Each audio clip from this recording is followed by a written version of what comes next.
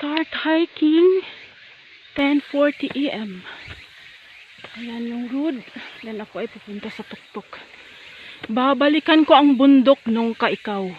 Yun. Alone hiking. Thank you, Lord, for giving me energy. Thank you, Lord, for giving me healthy, fit. May mata na nakakita ng mga gandang bagay. I appreciate life. I appreciate everything. Thank you so much. Samahan niyo ako sa aking pagpapapawis. Aakyat tayo ulit sa bundok. Kanayama ulit ako sa pinakatuktok. Yun. Sa lahat ng manunood at sasamahan ako. Salamat sa inyo, guys. Don't forget to leave comment. Ako ay nagpipin ng comment sa mga nauunang mag-leave ng comment. And please leave thumbs up, guys. Dahil kapag kayo ay nag-comment, matik yan na kayo ay aking pupuntahan. Thumbs up. Tapusin ang inyong mga video na latest or more pa. Then, syempre, mayroong wild berry. Wild strawberry. Ito. Wild strawberry siya, Yan. Maliit lang ang bunga nito. May mga nagtatanim din ito sa kanilang tahanan. Yan ang tinatawag na wild strawberry. Yan.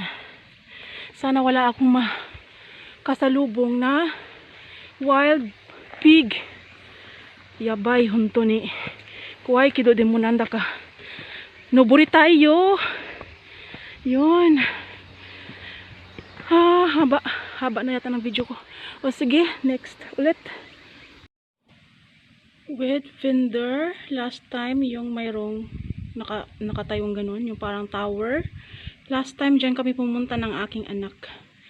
Then, based on the time na aking sinet, cheese nuts, ayan cheese nuts, yung kahoy na yan.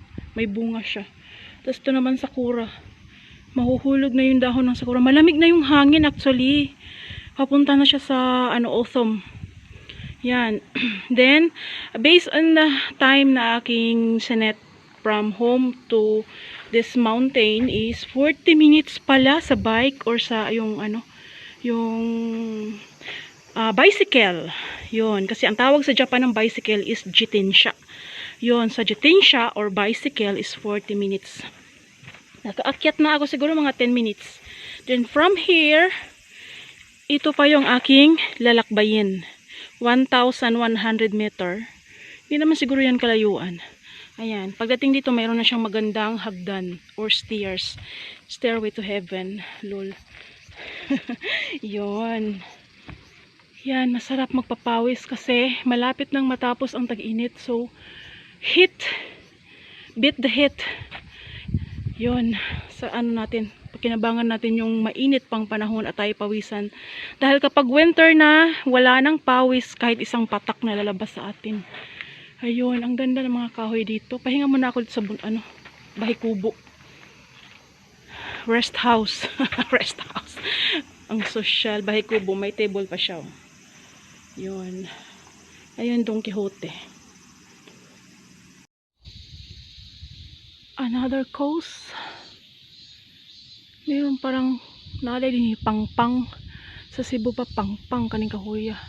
Mga grupo ng mga basang at ujisang, mga grupo ng mga gurangers, lulot lula, nagka-hiking siguro sa mga 70 na yung mga yan. Yan, mayroon palang gado dito. Nice, puro bato. First time ko pumunta sa coast na to. Beautiful.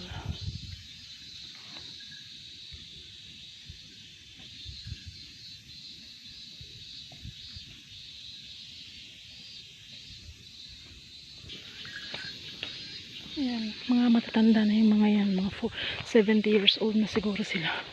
Pero nagiging habit na lang ang pag-akyat dito sa bundok.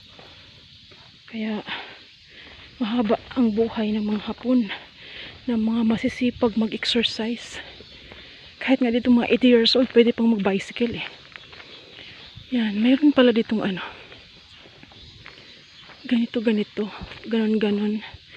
Sa baba kasi kami dumaan nung nakaraan eh. Tapos dito naman iba yung coast na ito. Ayan, may kahoy na laki ng kahoy na to. Maliit na tulay. Oh my God! Hindi ako nagsisisi na ito yung route na aking tinahak. Ayun, may tren. Yung papuntang Akagi. Then pagbalik niyan, ang tren na yan papuntang Asakusa or Tokyo. Ayan! Mayroon palang overlooking dito. My goodness! Ang sarap. Hindi ako nagsisi na ito ay aking tinahak. Then sa kabila, yan yung Otashi. And here is, I don't know kung anong city ito. Sa baba niyan, bundok na yan, mga kakahuyan na yan, is yung Gunma Kodomo-kuni. Or sa English ay Children's Park Gunma. Ayan. Para akong nasa Totoro. Totoro. Yung ganon. Alam niyo yon? Yung mga pag nakita mo yung ganyan, yung parang nakasakay ka sa sasakyan na pusa. Ano ba yan? Ang ganda ng bundok. Shit, ang lalim. Ang lalim, guys. Kuway, parang nalula. Oh my God. Ito pala yun. Maganda pala ang coast na to. Promoting my miracle product or my life. I call this life dahil ito ay tumulong na kami ay gumaling sa aming mga sakit, especially sa aking mga anak during sila ay magkasakit. Hirap na hirap kaya ako. Bilang isang single mom, siguro sa mga single mom dyan, yung talagang walang magulang sa katabi, walang kamag-anak na pwedeng kapitan sa tuwing mabigat talaga yung pakiramdam ng iyong anak, pero biglang nilagnat, pinauwi ng school, tawagan ka sa trabaho dahil may alagnat yung anak mo, ganyan. Napakahirap guys, talagang mabigat. So, since 2016, kami ay user nito. Then, simula nung kami, ang lakas ng hangin ha. Ayun, kailangan mag-bushi kasi masilaw yung araw. Bushi is hot. Is, yung itong sombrero. Kailangan mong umuwi galing sa trabaho kahit hindi pa tapos yung trabaho mo dahil biglang may tawag yung teacher ng anak mo na may lagnat daw yung anak mo. Tapos pagising nila sa umaga, minsan, bigla na lang ang taas ng sinat. Tapos, hirap magtulog sa gabi. So, since 2016, nag-start kami nito. I promise, hindi ko lang talaga maalala kung kailan kami pumunta ng hospital dahil may lagnat yung anak ko. Hindi ko na maalala. Then, sinong may mga allergy ka phone sa Japan? Yung pollen allergy. Pollen allergy, sino? Ako kasi meron yan since 2011, nung after nung earthquake nung 2011, doon nag-start ang grabing kafon ko, grabing pollen allergy ko. Hirap matulog, kailangan may spray sa ilong, kailangan may pampatak sa mata, tapos pati yung tenga mo, pati yung nalamunan mo makati, alam mo yon. Simula nang ginamit ko ito 2016, 2017 na pollen season or kafon season, wala na, hindi ko na na-feel. Tapos yung sa bunso ko is zero na talaga, wala na siya. Hindi na rin yun nauulit yung madalas na paglalagnat niya, yung allergy na parang hirap silang huminga, yung kanyang ate, ganun din. Pag natutulog, humihilik, yung hinga niya hindi galing sa ilong, hindi galing sa bibig yung kanyang hinga. Hirap na hirap ako, tapos gigisingin ko siya, baka mamaya biglang mag-stop yung hinga niya, yung ganun. Tapos dahil sa buwamira lang, ito lang buwamira, isinsa natural lang yung 2017 kasi almost isang taon na talagang napakarami naming iniinom. Minsan sa isang buwan maabot ng 15 bottles. Tapos noong 2018 nagless na ako kasi syempre mahal yung buwamira kasi syempre may shipping fee pa yan papunta dito. Tapos nagless na ako ng siguro sa isang buwan may 5 bote. Minsan nga sa isang buwan 3 piraso na lang yung naiinom namin. Pero hindi na yun bumabalik yung hirap kami sa hirap yung mga anak ko, hindi na bumalik. Yung kapon season ko, wala na rin. Kapon allergy ko, wala na rin. Pati yung kapon allergy ng aking bunso, wala na rin. Tapos, yung sa panganay ko naman, yung hirap siyang matulog, wala na rin. Dakara, I call this Buamira Mix as life. Napakaganda talaga niya. Sa mga gustong mag-umpisa, umpisahan nyo na. Make sure lang bili kayo ng Buamira Mix na Esensa Natural, guys. Kasi ito yung original, authentic. Ito yung unang lumabas sa market noong 2015 ang kalakasan nito. Tapos, syempre, dahil malakas sa market, ganun naman talaga, maraming gagaya. So, make sure to buy Esensa Natural sa Japan na mga gustong mag-try. PM nyo lang ako, guys. Yung aking Facebook is same lang din sa aking YT profile name. Huwag kayong mahiya.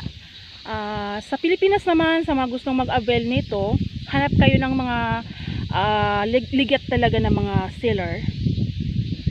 Hanap kayo ng mga legit seller or di kaya contact nyo rin ako para kayo ay akong i-refer sa aking apply na taga Bulacan na depo siya.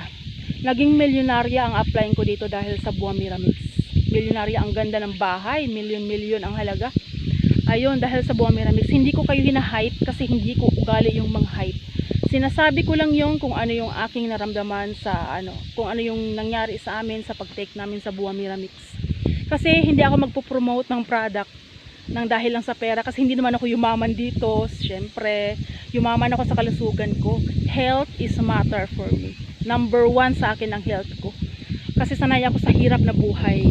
Kaya, para sa akin ang kayamanan ko ay aking health. So, nang dahil sa Buamira Mix na ito, nagiging maayos yung health namin ng aking mga anak. Siyempre, bilang isang single mom, kayamanan ko ang kalusugan ng aking mga anak. Kasi ang hirap kaya yung ikaw lang yung isang mag-handle sa tuwing mayroong nararamdaman yung anak mo, ang hirap, ang bigat.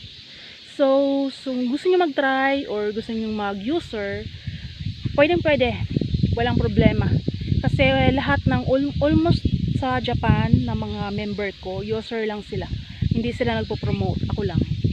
Yun, hanggang dito na lang aking vlog. Salamat at napakaganda ng panahon. Napakaganda ng coast na aking napuntahan. Overlooking. Yan guys, bye-bye. Till next time. Ang haba na aking vlog. Pasensya na sa mga nanonood. Kasi minsan-minsan lang ako makapunta sa ganitong kagandang lugar. Hindi ko ipagpapalit ito sa city. Ang ganitong view. Nandito ako sa tuktok ng bundok with my life. Esensa Natural, Buamira Mix. Bye bye guys. Thank you so much. Ako ay bumalik dito sa lugar na kung saan may saging. Maraming puno din siya. Ang aking gustong makita ay ang bunga. Akala ko inahinog na. Yung pala hindi naman lumaki. Natuyo lang. Yung puso niya still alive. Pero yung kanyang bunga ay wala na. Natuyo. Doon din sa kabila. Walang nangyari. Hindi pala matuloy ang bunga talaga ng saging sa lugar na to. Hindi ko alam. Ang init-init naman sana sa lugar na to. Yun. Tapos yung dahon niya, ganda-ganda oh. Siguro kapag ito ay kunin lahat, pwede kang gumawa ng suman. Mga 300 piraso na suman malagkit. Or kaya kamunting kahoy. Ang ganda diba? Yan oh. Ganda ng dahon oh. Kaso lang bawal yata ito pakialaman eh. Siyempre, pag-aari ito ng gobyerno. Ang ganda oh. Susauna.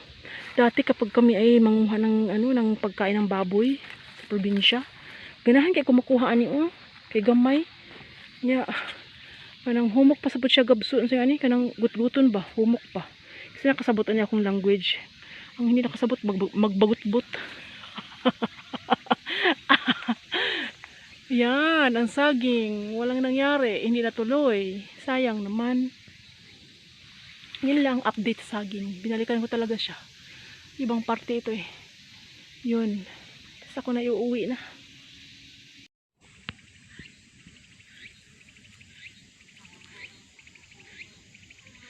What are you doing? Ganda niya oh. Grabe hindi siya umalis. Ganda, promise.